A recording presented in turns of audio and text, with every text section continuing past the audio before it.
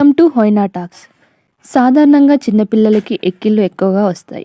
అయితే ఒక్కొక్కసారి చిన్నపిల్లల్లో వచ్చే ఎక్కిళ్ళు పేరెంట్స్‌ని భయభ్రాంతులకు గురి చేస్తాయి. అందుకు టెన్షన్ పడాల్సిన అవసరం లేదు. ఎస్పెషల్లీ న్యూ మామ్స్ ఈ కింద మెన్షన్ చేసిన 5 టిప్స్‌ని ఫాలో అవుతే సరిపోతుంది. అందులో మొదటిది వెన్ను తట్టడం.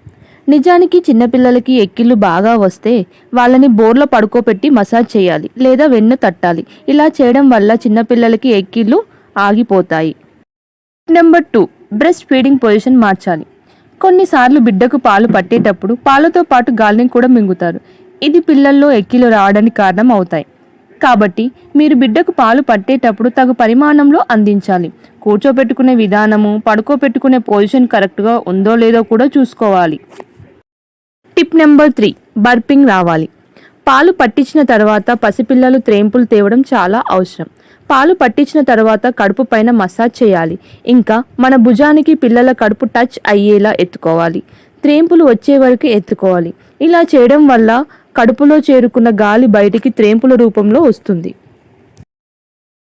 టిప్ నెంబర్ 4, పాలు పట్టడం ఆపాలి. ఎక్కిళ్ళు కంటిన్యూస్గా ఆపకుండా వస్తుంటే పాలు పట్టడం ఆపాలి. టిప్ నెంబర్ 5, ఒక క్రమంగా పాలు పట్టాలి. ఆకలి అవ్వకముందే లేదా గ్యాస్ రిలీజ్ అవ్వకముందే పాలు పట్టాలి. టైమ్లీ పాలు పట్టడం వల్ల ఎక్కిళ్ళు రాకుండా ఉంటాయి.